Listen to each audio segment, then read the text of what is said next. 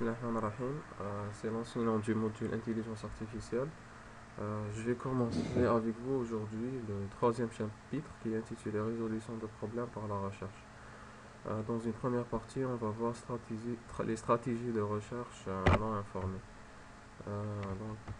Donc, je vais commencer par quelques rappels. Bon, les tests, on l'a déjà fait. Les interrogations aussi, on a déjà fait une et ils vont faire partie du contrôle continu, ainsi que les devoirs. Pour l'examen, il va porter sur le chapitre 2 et 3 seulement, où la note sera 75% sur le chapitre 2 et 25% sur le chapitre 3. Donc voilà le plan du cours. On va commencer avec une introduction. On va parler des nouveaux types d'agents qui s'appellent solveurs de problèmes. Dans le chapitre précédent, on a vu agent réflexe, euh, simple ou bien avec modèle. Et on a parlé d'autres types, euh, par exemple les agents orientés but. Et bien on va voir dans ce cours que l'agent solveur de problème, qui fera partie de ce chapitre, et ben c'est un agent orienté but. On va voir aussi quelques types de problèmes. On va voir comment formuler un problème. On a un problème de recherche afin qu'on puisse appliquer les algorithmes qu'on va voir dans ce chapitre. On va voir cela à travers quelques exemples, donc des exemples d'application sur des problèmes pratiques réels.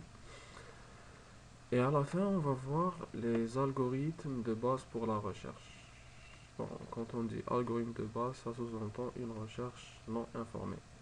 Vous allez les voir plus tard et vous allez constater que peut-être vous les avez déjà vus l'année passée dans le module algorithmique et structure de données. Donc je vais passer directement à l'introduction. Donc pourquoi on ne s'est pas contenté des agents de type réflexe? Tout simplement parce qu'ils sont limités. Ils sont limités. Si vous avez un problème qui est complexe, c'est pas évident de trouver la table. Et même si vous la trouvez, elle sera assez large à stocker. Et donc, euh, on va passer à d'autres types d'agents qui sont dits orientés but. Et c'est eux-mêmes qui vont trouver la solution et trouver la table. D'accord. Donc, comment ils font cela? Ils vont tout simplement choisir les actions par eux-mêmes selon une certaine désirabilité du résultat de l'action. Donc, voilà. Comme je l'ai déjà dit, un agent de type solveur de problème, c'est un agent de type orienté but. D'accord. Solveur veut dire un agent qui résout un problème, tout simplement. Hum, Donc voilà. Euh, donc, comment l'agent va, comment l'agent solveur de problème va résoudre le problème? Donc tout d'abord, euh, c'est-à-dire le programmer de telle façon qu'il puisse formuler le problème. On a un espace d'état, euh, l'état initial, définir l'état initial, définir les actions possibles, définir le modèle de transaction, pardon, ou bien le modèle de transition entre chaque deux états, qui se passe à travers une action, bien sûr. Et on va aussi lui définir le coût du chemin. Ensuite, on va c'est-à-dire choisir une stratégie qui va chercher dans cet espace d'état pour passer de l'état initial à un état but. Et s'il arrive à l'état but, et ben, notre problème il est résolu. D'accord. Donc dans ce chapitre, la solution, ça serait une séquence d'actions, pardon. D'ailleurs, c'était le cas dans le chapitre précédent. Et c'est-à-dire pour simplifier les choses, on va supposer que cette séquence, elle est fixe. Pour qu'elle soit fixe, il y a certaines hypothèses sur l'environnement. D'accord? Donc, comme exercice, je vous laisse trouver ces hypothèses. Sinon, euh, pour l'agent solveur de problème, on peut donner son algorithme par le pseudocode général suivant. Donc, on définit toujours notre agent avec le mot-clé function. Ensuite, le nom de l'agent, vous l'avez ici en majuscule et en rouge. Donc, Simple Problem Solving Agent. D'accord. Un agent solveur de problème de type simple. Donc, en entrée, c'est comme pour l'agent réflexe et l'agent avec modèle, il a besoin comme entrée des percepts ou bien des perceptions, d'accord? Il va à chaque fois retourner une action, returns une action. Donc à chaque exécution, à chaque entrée qui est une percept, il va retourner une action, pardon.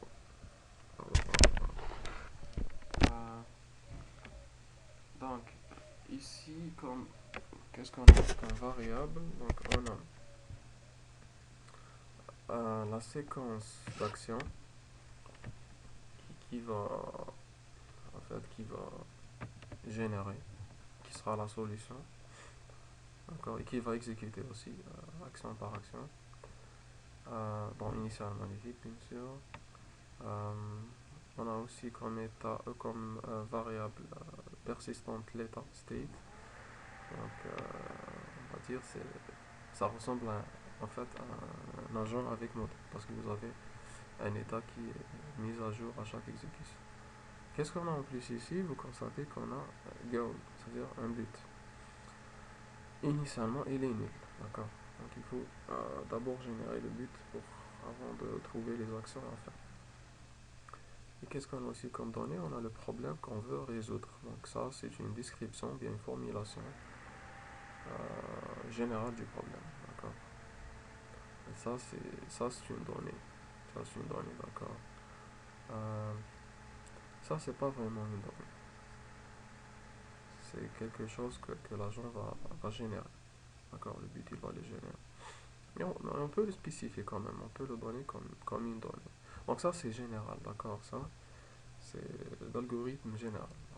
Vous allez comprendre à travers l'explication suivante. Donc qu'est-ce qu'il fait l'agent à chaque fois?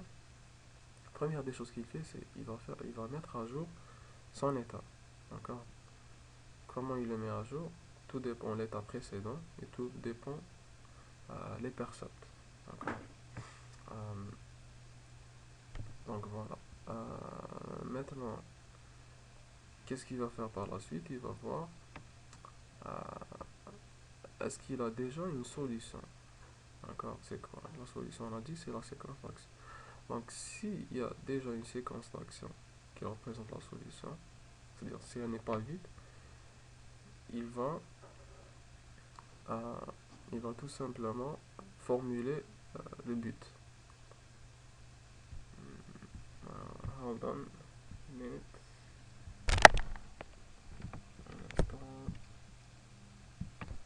Donc voilà, si la séquence elle est vide, ça veut dire qu'il faut générer un but, d'accord, et le résoudre c'est ça.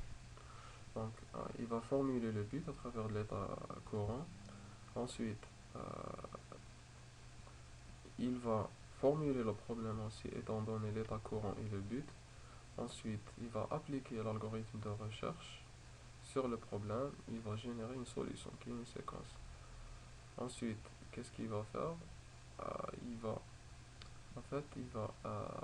récupérer les actions de la solution qui sont en séquence une par une à travers cette fonction ici, recommandation. Et il va mettre à jour la séquence des actions qui restent à exécuter. Et à chaque exécution, à chaque appel de la fonction, il va seulement exécuter l'action courante. D'accord? Donc vous allez comprendre ça à travers l'exemple suivant. Sinon, ce qu'il faut savoir, c'est que cette résolution de problème, il y en a deux types. Il y a la résolution qui est dite hors ligne, c'est-à-dire une fois que je génère ici la séquence d'action, je vais l'exécuter les yeux fermés. Qu'est-ce que je veux dire les yeux fermés? C'est-à-dire j'ai pas besoin des percepts, j'ai pas besoin de connaître les percepts et j'ai pas besoin de connaître l'état initial. D'accord? Donc ça c'est une solution. C'est un type de résolution sous certaines hypothèses de l'environnement qu'on va voir plus tard. Et le deuxième cas, c'est la résolution qui est le plus générale, bien sûr, c'est la résolution en ligne. C'est-à-dire que l'agent peut, euh, peut nécessiter de recalculer la séquence d'action. D'accord? Donc regardez ici. Donc je vais revenir ici. Donc update state.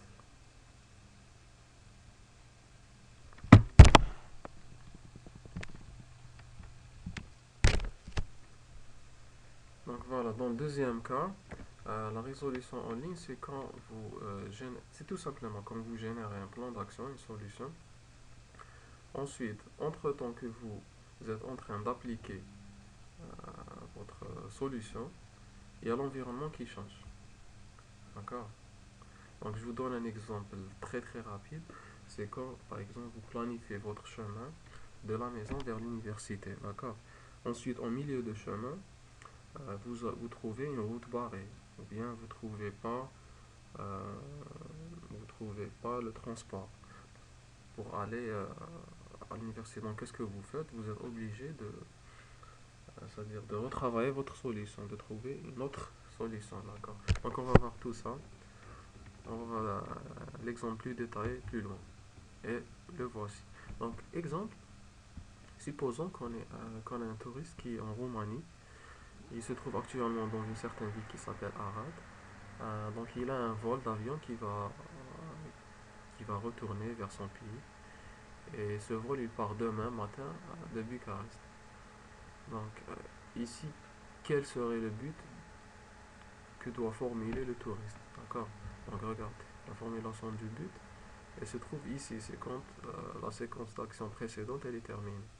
Donc, ici, puisqu'il y a, euh, il y a quelque chose d'urgent qui est le vol de retour, le prochain but à formuler, tout simplement, c'est pas d'aller visiter d'autres endroits. D'accord? Le touriste ne doit pas aller visiter d'autres endroits, des musées ou bien je sais pas quoi. Il doit formuler comme but être à Bucarest ou bien se rendre à Bucarest. D'accord? Donc je reviens ici, pardon. Je reviens ici. Et vous voyez aussi, regardez, la formulation du but, elle dépend de l'état. D'accord? Elle dépend de l'état actuel. D'accord?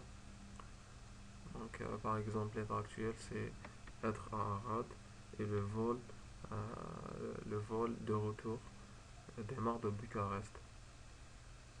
Donc, puisque je suis loin de l'aéroport, je dois formuler le but, se rendre à Bucarest. Mais si le voyageur, par exemple, était déjà à Bucarest, donc il ne serait pas obligé de formuler ce but, mais plutôt de formuler un autre but qui est de visiter cette ville. Parce qu'il y est déjà et le vol part demain, donc il peut faire d'autres activités touristiques au lieu de... D'accord? Donc, pour la formulation de ce but, être à Bucarest, ou bien se rendre à Bucarest, pardon, donc il faut définir les états. C'est quoi les états? C'est les différentes villes. D'accord? Ou bien, plus précisément, c'est être à une certaine ville. D'accord? Les actions, c'est quoi? C'est conduire entre les villes. On suppose que notre touriste, il a loué un véhicule ou bien il va prendre le transport en commun. D'accord? Ensuite, on doit trouver la solution. C'est quoi la solution? C'est tout simplement l'ensemble des villes par lesquelles il doit passer pour arriver à Bucarest. D'accord? Bon, de préférence, cette séquence de villes, il faut qu'elle soit la plus rapide ou bien la plus courte. D'accord? Donc on va spécifier ça, on va donner cette préférence dans ce qu'on appelle le coût du chemin. Bon, c'est pas dit ici, mais on le verra plus tard. D'accord? Donc ça, c'est juste pour donner une idée générale, on va voir plus en détail par la suite. Donc voilà la carte géographique de la Roumanie. Vous avez Arad qui est la ville de départ et Bucarest qui est la ville recherche, la ville but. D'accord? Donc vous voyez qu'il y a plusieurs chemins. Et chaque chemin, il a une distance différente des autres. D'accord? Maintenant, on va voir quels sont les types de problèmes de recherche qu'on peut rencontrer. Donc en fait, il y en a quatre. D'accord? Le plus simple, c'est le type de problème dit à état unique. Quand est-ce qu'on a ce problème? On l'a quand l'environnement, d'accord, quand l'environnement il est déterministe. Que veut dire déterministe? Ça veut dire chaque action elle a un seul résultat. C'est ça ce que veut dire déterministe, d'accord? Si vous êtes dans la ville Arad et vous allez vers vers la ville Sibiu, d'accord? Oui, vous conduisez vers la ville Sibiu, vous allez toujours arriver à cette ville. Vous n'allez pas vous trouver dans une autre ville, d'accord? Donc les actions sont tous déterministes. Il est aussi totalement observable, d'accord? C'est-à-dire que, par exemple ici, je sais que je suis dans cette ville et j'ai la carte géographique de tout le pays, d'accord? Donc le problème, euh, il est totalement observable pour moi. Donc,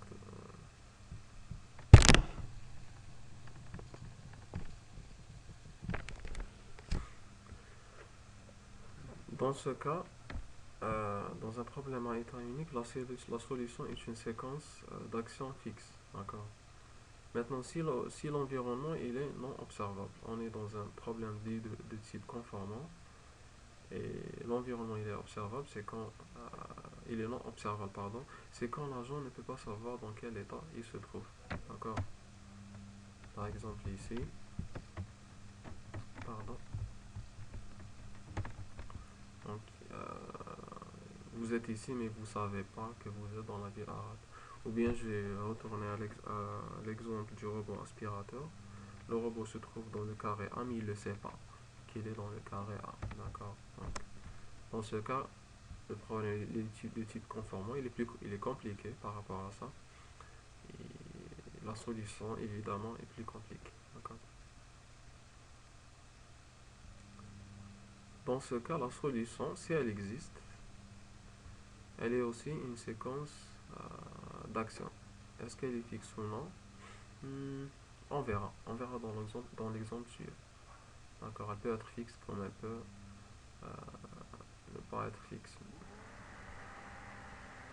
Maintenant, le troisième type de problème, il est dit problème contingent. C'est quand l'environnement il est non déterministe, c'est-à-dire une action peut donner deux résultats différents à deux moments différents, d'accord? Et ou, c'est-à-dire ça seulement, ou bien ça et ça. Ou bien ou bien ça, ou bien partiellement observable seulement. Ou bien quand l'environnement est partiellement observable, d'accord? Partiellement observable, je vous ai donné l'exemple euh, dans le monde du robot aspirateur. Je vous ai dit, par exemple, le robot, il connaît, il peut détecter la poussière, mais il ne sait pas dans quel carré il se trouve. Ça, c'est partiellement observable, d'accord? Donc, je l'ai expliqué ici, c'est quand les percepts fournissent de nouvelles informations sur l'état courant.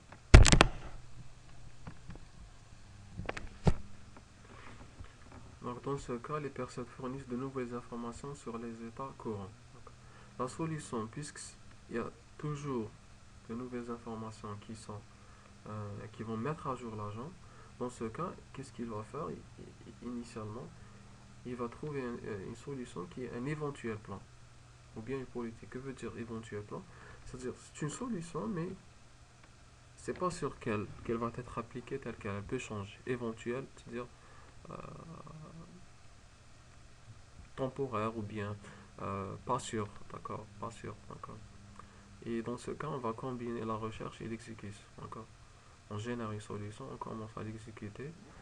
Ensuite, quand on a de nouvelles informations, on va refaire la recherche, c'est-à-dire on va retravailler la solution et on va la réexécuter. Et ça peut se répéter plusieurs fois, d'accord? De toute façon, vous allez comprendre ça à travers l'exemple suivant. C'est-à-dire là où c'est plus clair. Le troisième type de problème qui est plus compliqué, c'est problème de type, c'est problème d'exploration, d'accord? Ou bien ce qu'on appelle la résolution en ligne. C'est le cas où l'environnement est connu, d'accord? Donc, par exemple, pour le robot aspirateur, euh, s'il ne connaît pas la géographie de l'environnement, donc, il doit explorer cet espace, d'accord? Pour connaître quels sont les carrés, où ils se trouvent, etc. etc. D'accord? Pour faire le schéma de l'environnement, il doit nettoyer. Enfin, on va passer aux exemples. Bon, cet exemple, c'est pour expliquer les types de problèmes qu'on a parlé, qu'on a cité ici d'une façon abstraite, d'accord? Donc,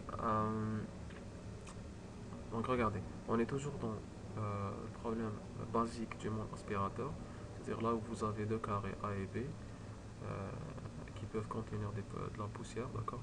Donc pour ce problème, évidemment, on a 8 configurations possibles, d'accord? Soit le robot il est dans A, soit dans B, soit il y a de la poussière dans A, soit dans B, soit dans les deux, soit dans l'un, soit dans l'autre. Donc voici les 8 cas possibles. Maintenant, supposons qu'on est dans un problème à état unique, d'accord? À état unique. C'est-à-dire que à chaque instant, on a un seul état possible. Et supposons que on va toujours démarrer euh, du scénario ou bien du cas numéro 5. Le cas numéro 5, c'est celui-là. C'est-à-dire le robot se trouve dans le premier carré qui est propre et le deuxième carré il est sale. Quelle est la solution dans ce cas? On est dans un problème à état unique. La solution, évidemment, c'est quoi? C'est de faire quoi? C'est de faire droite, n'est-ce pas? Droite, aspirer, ensuite rien. D'accord? Donc droite, aspirer, rien. On n'a même pas besoin de. C'est-à-dire, il n'y a pas aspiré ici. D'accord? Donc voilà la solution. À droite, aspirer. Euh,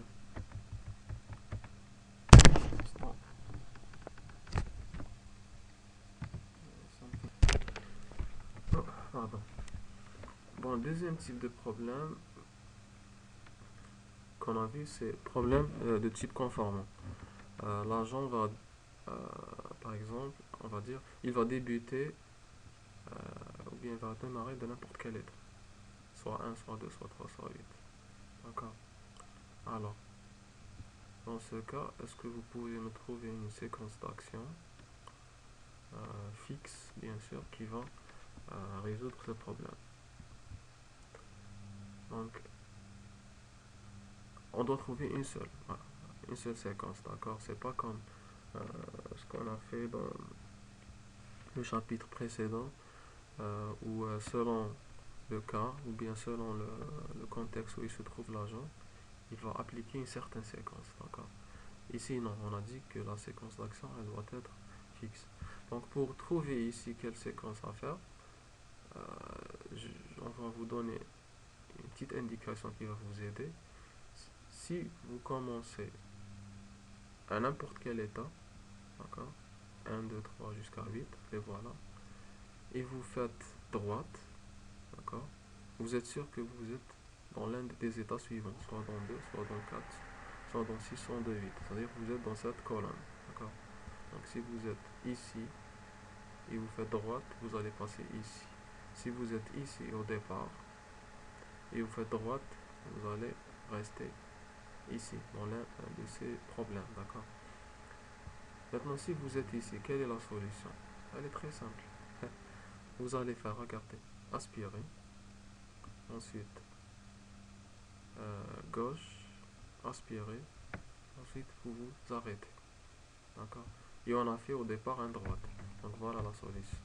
Droite, qui est celle-là, ça vous permet de passer ici, à ces états, à ces quatre états possibles. Ensuite, vous faites aspirer. Ensuite, vous faites gauche. Ensuite, vous faites aspirer. Si vous faites ça, vous serez toujours dans cet état. D'accord? Et cet état, c'est une solution parce que tout simplement, les deux carrés, ils sont propres. Et ça marche quel que soit l'état de départ. 1, 2, 3, 4, 5. D'accord? C'est une séquence fixe. Et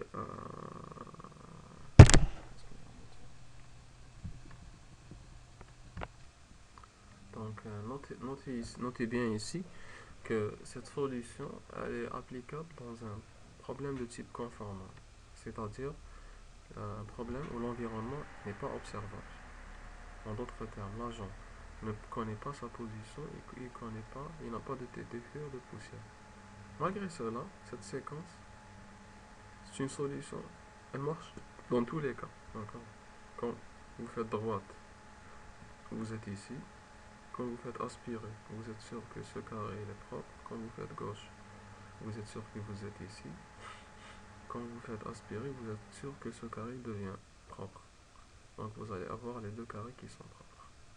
Quel que soit l'état de départ, que ce soit, quelle que soit la configuration de la poussière et quelle que soit la position initiale de l'agent, ça ou bien ça ou bien ça. Comme petit exercice, essayez de dérouler cette séquence. D'accord. Cette séquence d'action. Essayez de la dérouler ici, ici, ici, ici, ici, ici, ici, ici. Vous allez trouver que vous allez toujours terminer à cet état. D'accord.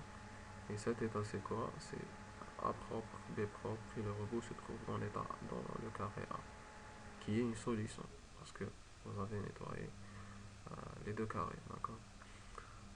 Le troisième type de problème, c'est le problème dit contingent, d'accord. Euh, donc, supposons, déjà, c'est quoi contingent, on a dit? C'est quand l'environnement il est partiellement observable, d'accord, et quand il est non déterministe. On va voir le non-déterminisme ici.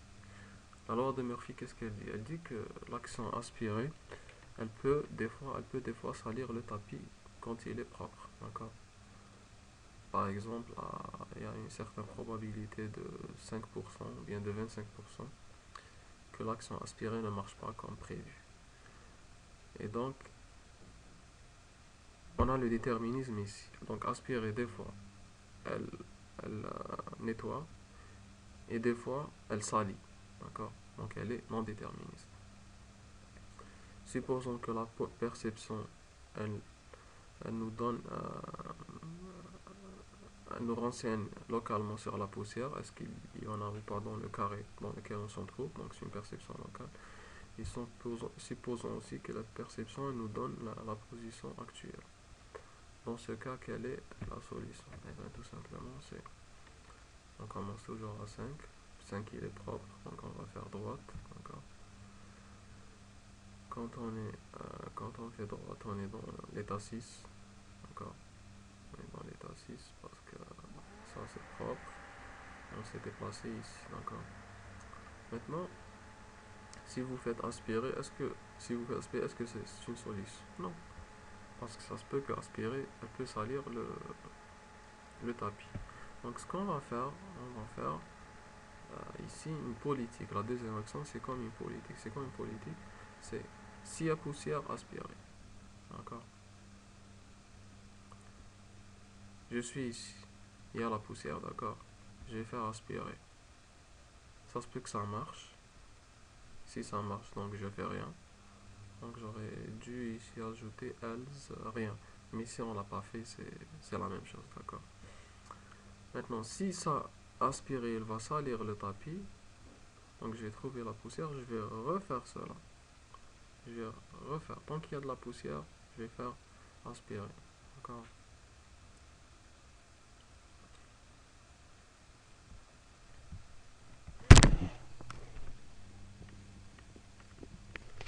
Une petite rectification ici, c'est plutôt while et non pas if. Donc dans le livre de référence, ils ont utilisé if, mais si on réfléchit mieux, on va trouver qu'il s'agit d'un while. D'accord. Parce que si vous faites le if, c'est-à-dire vous allez l'exécuter une seule fois, ok, on peut l'exécuter plusieurs fois, d'accord. Ok, maintenant on va parler un peu des hypothèses sur l'environnement dans ce chapitre. Donc on va supposer que l'environnement il est observable, c'est-à-dire là j'en connais toujours l'état du monde actuel, d'accord. Exemple pour le touriste de Roumanie, il y aura des signalisations à l'entrée de chaque ville qui vont lui dire vous êtes à cette ville ou bien à l'autre ville, d'accord. Donc l'environnement il est observable. L'environnement il est discret, c'est-à-dire le nombre d'actions est défini. Dans notre exemple, c'est-à-dire le nombre de villes, il est limité. Le nombre de villes voisines, il est limité. L'environnement, il est connu, c'est-à-dire là, j'en connais exactement le résultat de l'action. d'accord? Et il est déterminé, c'est-à-dire chaque action elle a un seul résultat, d'accord? Si vous êtes dans la ville à Arad et vous partez vers la ville Zerind, vous vous dirigez vers Zerind, vous allez toujours arriver à cette ville et non pas à une autre, d'accord? Donc sous ces hypothèses, on a affaire à, à un problème de type état unique. Dans ce cas, la solution est une séquence d'actions fixe. Comment formuler le problème du touriste de Roumanie? Donc l'état initial, c'est être à Arad, donc c'est un prédicat, d'accord? Les actions, c'est aller ou bien conduire. L'action est paramétrée par la ville de départ et la ville d'arrivée. Donc aller Arad Sibiu veut dire conduire de la ville Arad à la ville Sibiu. On a la fonction successeur ou bien la fonction de transition, c'est S de X. C'est quoi? C'est une fonction qui associe euh, donc état courant, par exemple être à Arad. Ensuite, quand j'applique l'action aller de Arad à Zérim, je vais passer à la ville Zérim, d'accord? Et on a l'action qui va être l'étiquette de la transition entre l'état être à Arad et être à Zérim. Donc ici, il manque être à Arad, d'accord? Comme ici. Et ici aussi, il manque être à Zérim. Bon, je ne l'ai pas fait, mais je viens de le dire. Le test de but, c'est quoi le test de but? C'est quand l'état courant il est égal à être à Bucarest. D'accord? Parce que notre voyageur, notre touriste, il veut se rendre à Bucarest pour prendre son vol. Alors, le coût de chemin. C'est quoi le coût de chemin? C'est tout simplement la somme des distances. D'accord? Parce que notre voyageur, il y a plusieurs façons de se rendre de Arad vers Bucarest. Et chaque chemin, il a un certain coût. C'est quoi le coût? C'est la distance totale ou bien la somme des distances. Le coût du chemin, d'une façon générale, il peut être le nombre d'actions exécutées. D'accord? Par exemple, dans le monde de l'aspirateur, vous pouvez avoir deux solutions qui vont nettoyer les deux carrés, mais une, elle a plus d'actions que l'autre. Donc deux solutions qui ont deux coûts différents. Et généralement, la meilleure solution, pas généralement, toujours, la meilleure solution, c'est celle qui a le coût minimal. D'accord? Donc c'est quoi une solution ici? C'est une séquence d'actions qui mène de l'état initial à un état but. D'accord? Possibilité d'avoir plusieurs solutions et au but. Oui. Donc ici on suppose qu'on a on peut avoir plusieurs solutions d'un même problème. Et on a plusieurs solutions parce que soit on a un seul but ou bien parce que le problème il est fait ainsi. D'accord? Donc je reviens ici aux touristes de Roumanie. Vous voulez vous rendre de Arad à Bucarest, vous voyez qu'il y a plusieurs solutions. Soit vous faites ça, soit vous faites ça, soit vous faites par exemple ça. Donc il y en a plusieurs solutions possibles.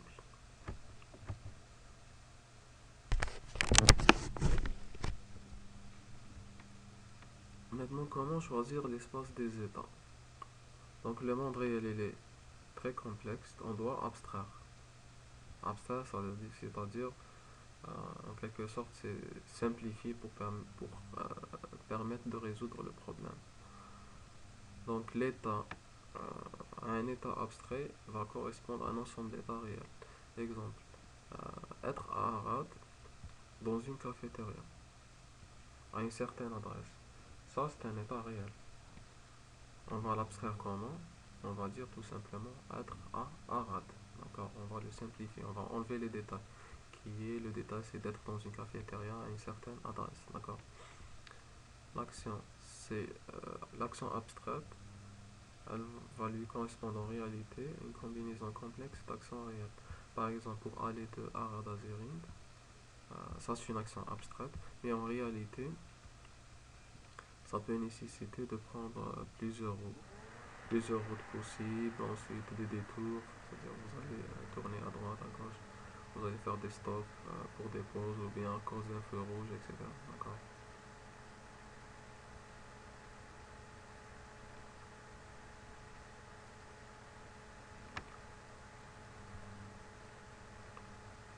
Donc la solution aussi elle est abstraite,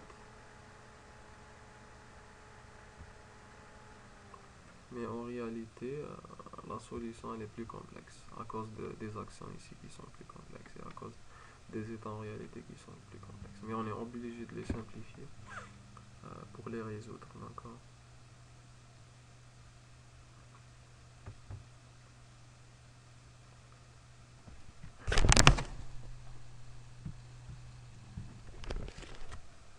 Alors, exemple, le monde aspirateur de base.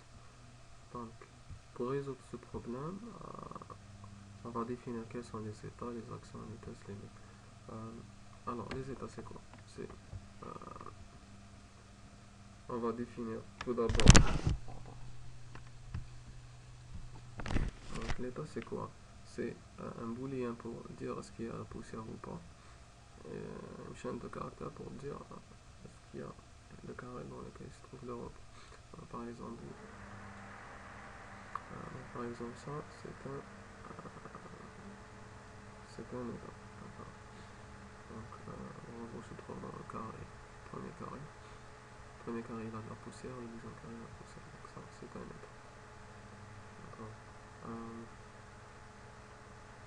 c'est un état dans le cas où l'environnement est totalement observable. D'accord. Dans le cas où on connaît la distribution de la poussière dans les deux carrés.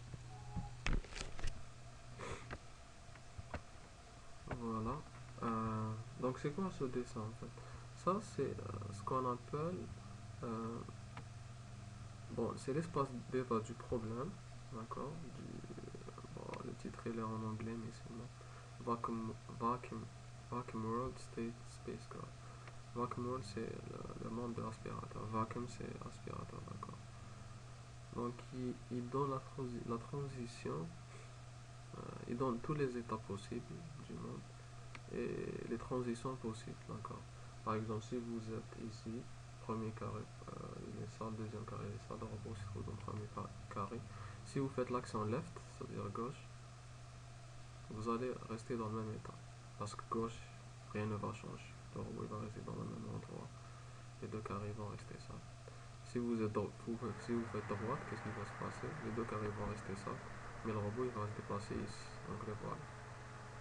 Si vous faites suck, c'est-à-dire aspirer, donc, ce qui va se passer, vous allez passer à un nouveau état, qui est celui-là. Donc le carré court va devenir propre et l'autre qui va rester tel qu'il est, ainsi de suite. Donc c'est quoi les actions? C'est comme tout à l'heure, gauche, droite, aspirer, rien. Le test de but c'est quoi? C'est pas de poussière partout, c'est-à-dire pas de poussière ici, pas de poussière ici. Peu importe la position actuelle du robot, que ce soit ici ou bien ici. Le coup des chemins, vous avez le coup des chemins ici, c'est en fait, on peut dire, c'est le nombre d'actions. Sachant que chaque action, elle a un coût unitaire de 1. D'accord. Et on a 0 pour l'action réelle. Donc ça, c'était un autre problème, qui est le problème du puzzle à 8 cubes. D'accord. C'est un puzzle à 8 cubes, par exemple. Vous avez ces 8 cubes qui sont dispersés comme ça, et vous avez un carré qui est vide. Le but c'est de les réarranger, par exemple, les ordonner dans un ordre incrémental, dans un ordre croissant 1, 2, 3, 4, 5, 6, 7, 8. Pour faire cela, vous devez faire des déplacements comme ça. Par exemple, vous ramenez ça ici, ensuite vous descendez ça ici, etc. D'accord. C'est-à-dire vous pouvez pas les soulever comme ça, les soulever tous à la fois. Vous pouvez juste les déplacer comme ça. Et à chaque fois le vide ici il se déplace, d'accord. Quand vous faites ça, le vide il va venir à la place du 3. Donc quels sont les états, states? Quels sont les états? C'est la position de chaque cube, d'accord. Position en utilisant un entier. Par exemple ici, la position de 7 c'est le premier quart, la première position. La position de 2 c'est la deuxième position, deuxième carré. La position de 4 c'est la troisième position. Et nous on veut que le 1 se trouve dans la première position, le 2 se trouve dans la deuxième position, etc. Donc ça c'est goal state pour l'état de. Les actions c'est déplacer le vide, le blank, d'accord, blank, le déplacer soit à droite,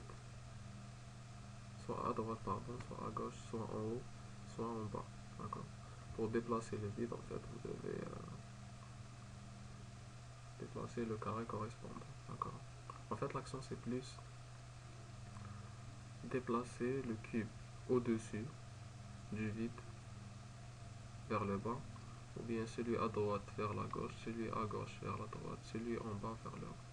Ça c'est plus précis que ça. Et ça c'est pour simplifier, c'est juste une abstraction pour simplifier. C'est quoi le test de but? Il est donné, donc le voilà. 1 dans le cube 1 dans le carré 1, le cube 2 dans le carré 2, ou bien dans la position de le cube 3 dans le carré 3, etc. Le coup c'est quoi? C'est le nombre c'est le nombre de mouvements et on va donner le coût unitaire de 1 par mouvement, d'accord. Donc on vous dit ce problème il est impérable, c'est-à-dire qu'il est difficile, d'accord, il est difficile à résoudre. Un autre exemple c'est un robot qui va faire l'assemblage d'une certaine pièce. Donc vous voyez le robot c'est une main qui peut faire une rotation comme ça, regardez, la rotation. Elle peut faire aussi une rotation comme ça, ça va se soulever comme ça, d'accord. Et vous avez un déplacement vertical, donc ça peut aller comme ça et comme ça. Il y a aussi une rotation ici, c'est-à-dire ça peut se soulever comme ça, etc. Il y a aussi une rotation comme ça, horizontale, de ce pied, qui est faite à travers ça. Donc ça, déjà vous connaissez quelles sont les actions possibles. Donc ici les états c'est les coordonnées des angles ici. Vous avez l'angle de chaque l'angle de chaque jointure. Les actions c'est les mouvements des jointures ici, d'accord. Donc le but par exemple c'est d'assembler ça, d'accord. Donc ça c'est en bas, le soulever, le mettre au-dessus de ça.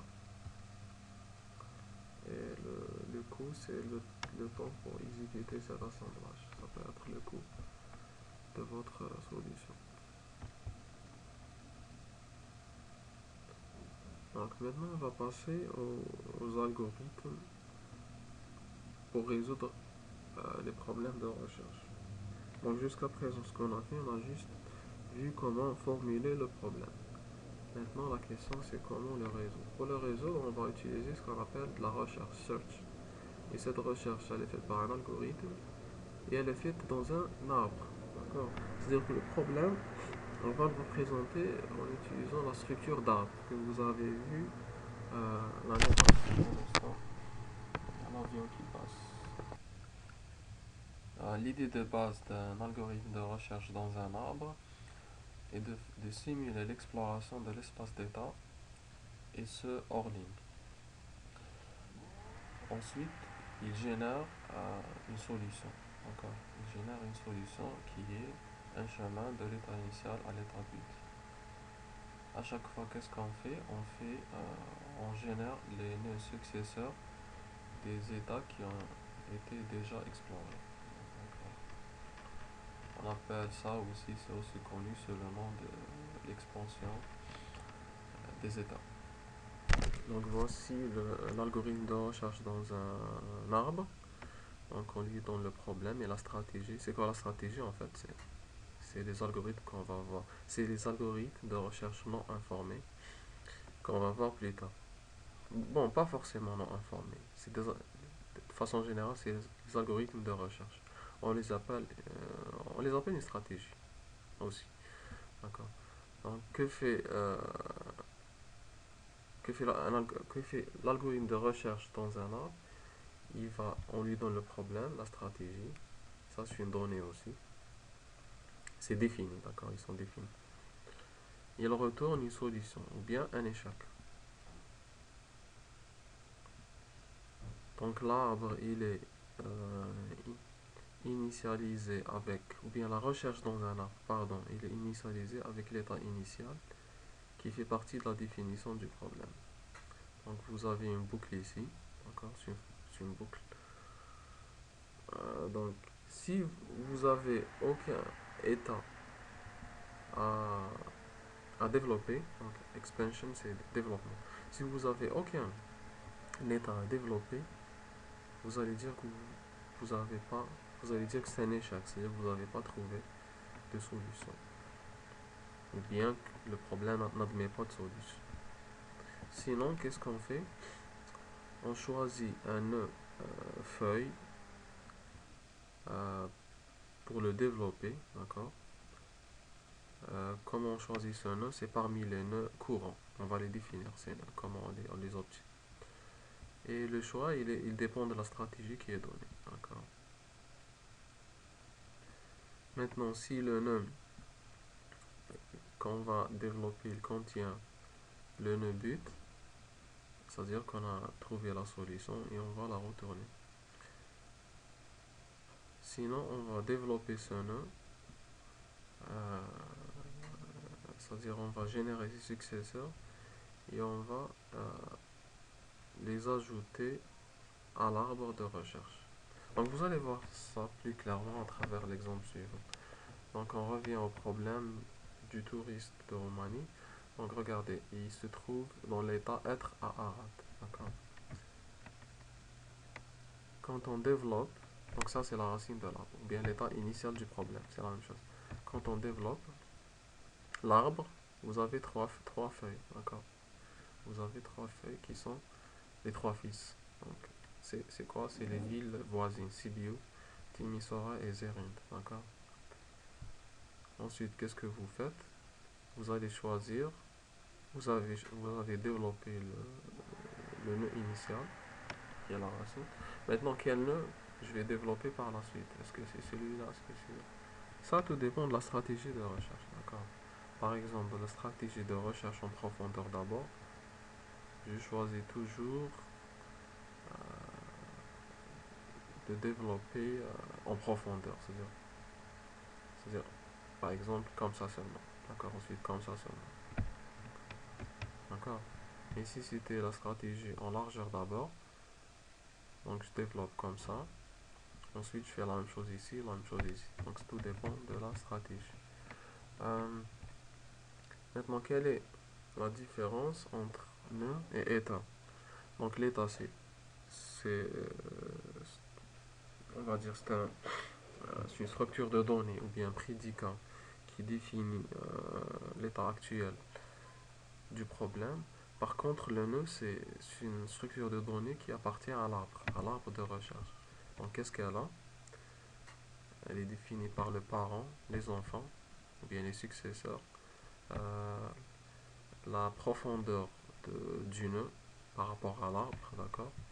Et aussi le coût g de x, la fonction g de x, le coût du chemin jusqu'au nœud courant, d'accord? À chaque état, chaque état lui correspond à un nœud, d'accord? Donc vous avez la profondeur, le coût, le parent, et c'est ça, le parent, c'est en quelque sorte, c'est l'action qui a mené à cet état, d'accord? Donc la fonction expand, elle crée de nouveaux nœuds, pardon. Donc, elle est où la fonction expand? Bon, on n'a pas encore défini ici.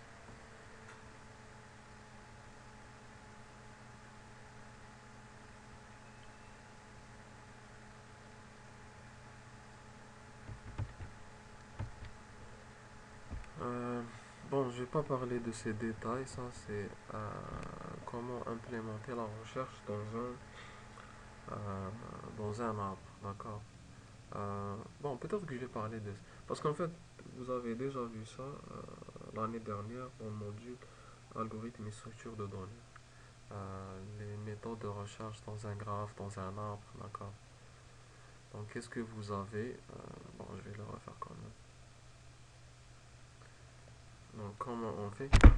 Donc, déjà, ça, ça c'est juste le détail de l'algorithme précédent, d'accord? Donc, qu'est-ce que vous avez? Vous avez le problème, d'accord? Vous avez fringe, c'est quoi fringe? C'est juste une liste des états à développer. Initialement, elle est vide, d'accord? On retourne une solution ou bien un échec, c'est comme tout à l'heure. Euh, Maintenant, la liste des états à développer, comment on l'obtient? On va euh, tout simplement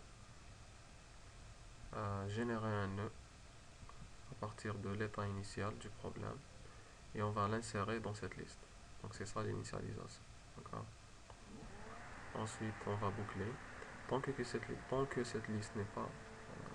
Si, pardon, plutôt si cette liste est vide, c'est-à-dire qu'il n'y a aucun nœud à développer, c'est-à-dire qu'on n'a pas trouvé l'état but, donc on va retourner échec. Sinon, qu'est-ce qu'on fait? On va enlever de cette liste d'exploration. Fringe, ça veut dire une frontière, c'est plus la signification d'une frontière. Vous allez voir comment la construire à travers les différentes stratégies qu'on va utiliser. Donc, remove front, c'est-à-dire enlever ce qu'il y a dans le front, d'accord? C'est une liste, on va prendre ce qui est dans le... En fait, c'est pas toujours le front euh, parce que tout dépend de la stratégie. Est-ce que c'est en FIFO, first in, first out, ou bien en LIFO, last in, last out, ou bien une autre méthode. D'accord. Donc on va enlever un nœud, on va tester est-ce que ce nœud déjà, est-ce que c'est pas un but, parce que si c'est un but, il faut le retourner comme solution. C'est-à-dire c'est bon, on a trouvé la solution. Pourquoi le nœud ici c'est la solution? Tout simplement parce que si vous avez le nœud, vous allez avoir son parent, et son parent il va vous donner son parent, parce qu'on a vu comment que le nœud c'est une structure de données qui représente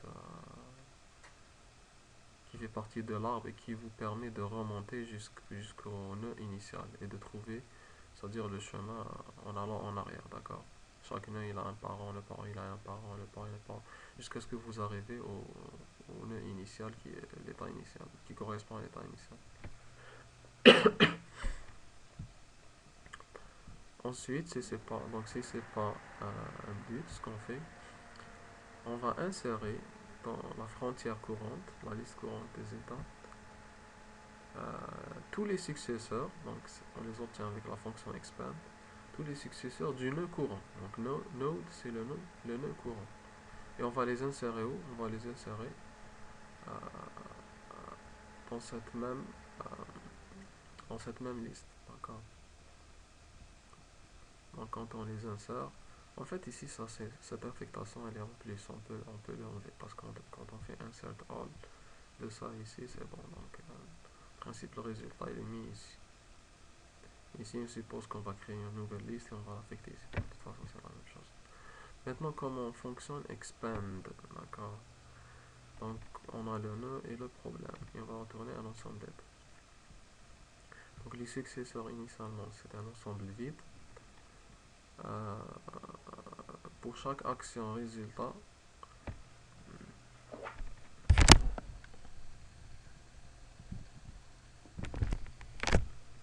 donc, la fonction successeur, quand vous lui donnez le problème et l'état correspondant au nœud courant, elle va vous retourner tous les successeurs. D'accord? Tous les, euh, tous les nœuds successeurs. Les successeurs, c'est quoi? Ils vous donnent l'action que vous avez appliquée et le résultat correspond. Donc, euh, ce que vous allez faire, c'est vous allez générer un nouveau nœud qui est vide. Le parent de ce nœud, puisque c'est un successeur, c'est quoi? Évidemment, c'est le nœud courant, d'accord? Parce que c'est le successeur du nœud courant. Donc, le nœud courant, c'est le parent du nouveau nœud, d'accord? L'action, l'action de ce nouveau nœud, c'est quoi? C'est l'action que vous avez appliquée pour parvenir à ce nœud. Euh, L'état, c'est quoi?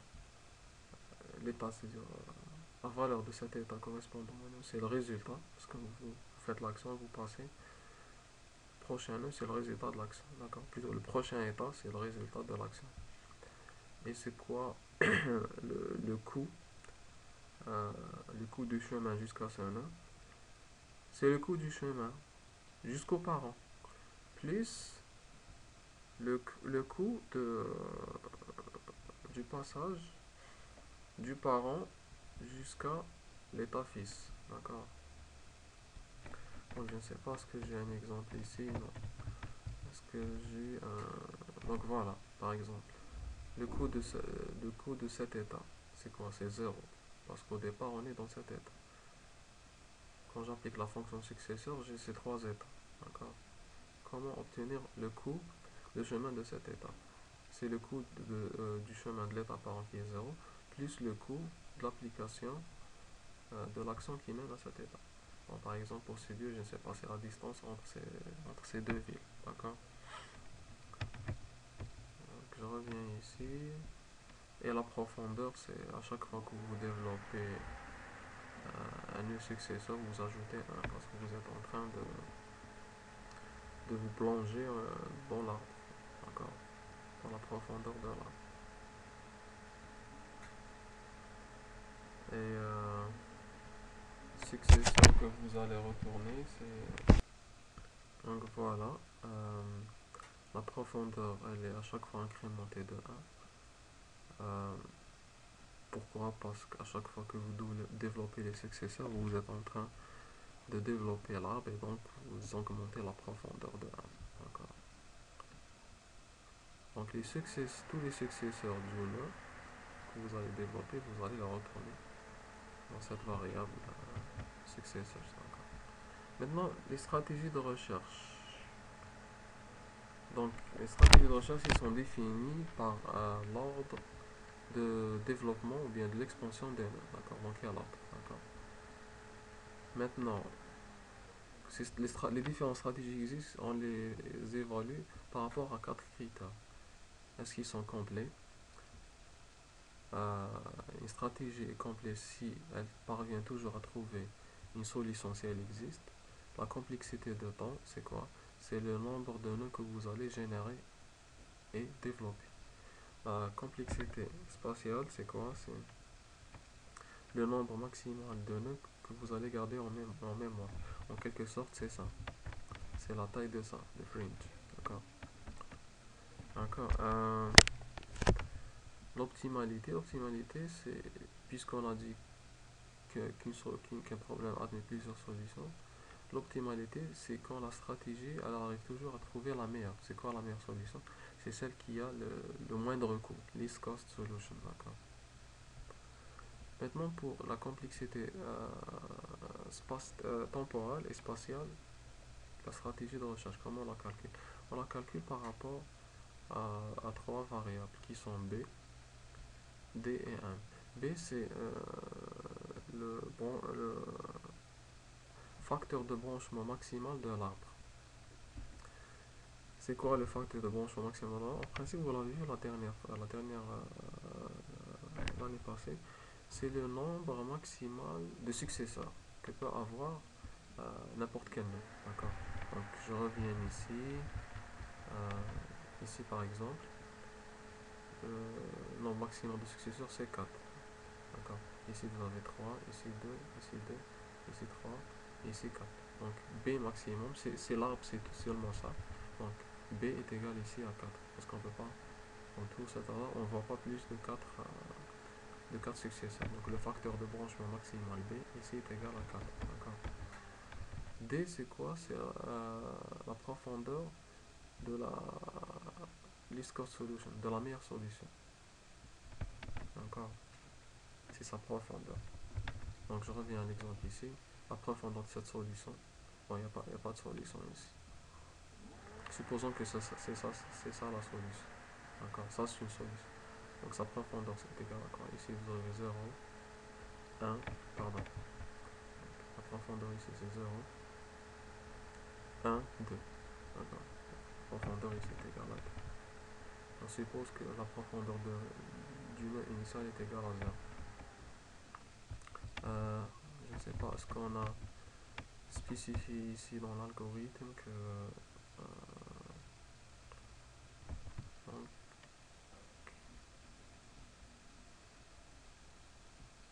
on n'a pas, vous constatez ici qu'on n'a pas,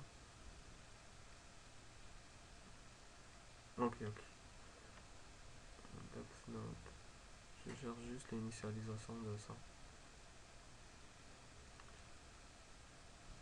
ok, on verra ça, on parlera ça plus tard. Et M c'est la profondeur maximum de l'espace de recherche, d'accord, le pH est égal à l'infini.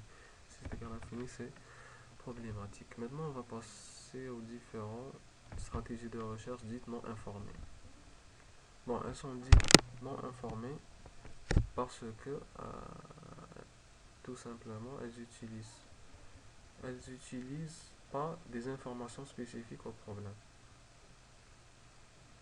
Elles utilisent seulement les informations qui sont disponibles dans le problème, dans la définition du problème lui-même. Elles n'utilisent pas des informations supplémentaires. C'est pour ça qu'on dit qu'elles sont non informées ou bien aveugles. Des fois on dit qu'elles sont aveugles. Blind search. Okay. Donc les stratégies de recherche qu'on va voir, c'est Breadth First Search, c'est BFS, d'accord. BFS, d'accord.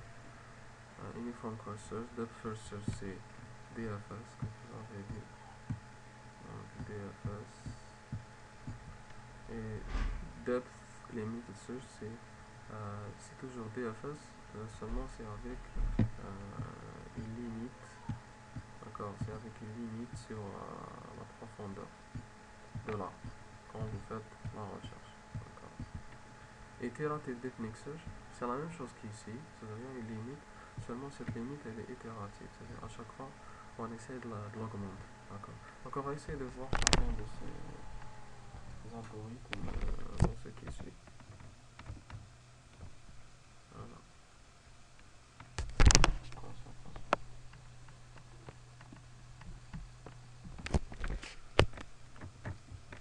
Breadth First Search.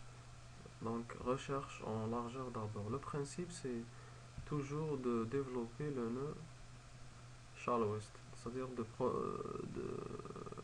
le moins profond, d'accord, et qui n'est pas encore développé. Donc ici, votre liste de développement, fringe, ou bien la frontière, elle est de type FIFO, d'accord, string, que de type FIFO. Donc chaque nœud développé, il va aller à la fin de la journée. Donc voilà, vous avez l'illustration, elle est comme suit.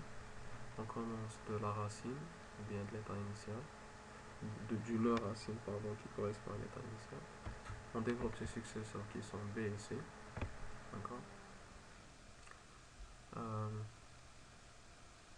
Donc first in, first out. Donc on a généré le B, ensuite le C. Puisqu'on a généré le B le premier, dans la prochaine étape, on va développer le B en premier. D'accord. Et le C il est déjà dans votre code. Bon, je vais essayer d'écrire.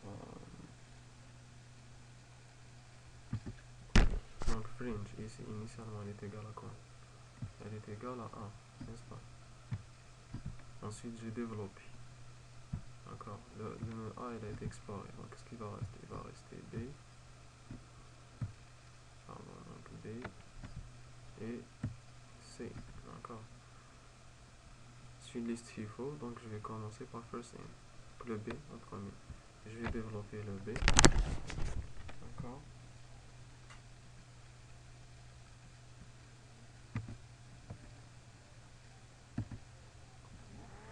Voilà. Quand je développe le B, oh, j'ai perdu le dessin. Bon, c'est pas grave. Donc j'ai développé le B.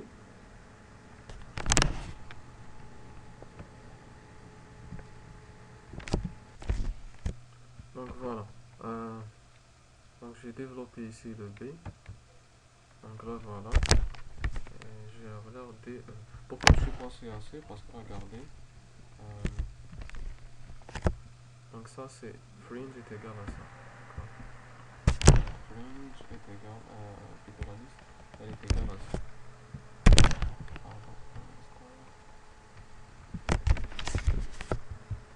Fringe est égal à inégalité.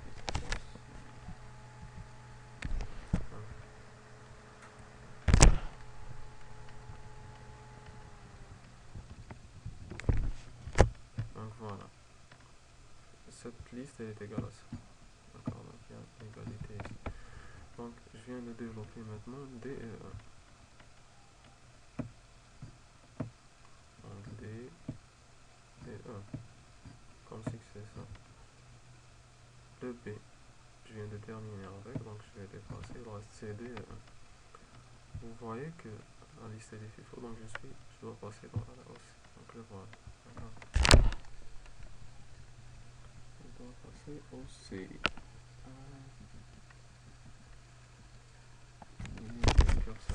Voilà. Et je vais faire la même chose ici. Je vais développer les successeurs de C qui sont F et G.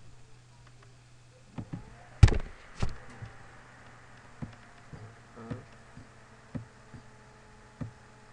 et G. Et quand je fais ça, je me suis débarrassé de ça. Donc voilà. Et voilà. Maintenant je vais passer à quel nom? Je ne vais pas passer au F ou bien au G, mais je vais passer au nœud suivant de la liste qui est le D. Donc le voilà. Ensuite le A ici. Ensuite le F ici. Ensuite le G ici. Donc voilà tout ça. Pardon. Donc, voilà tout ça. Maintenant la recherche en profondeur d'abord, quelles sont ses propriétés? Est-ce qu'elle est complète?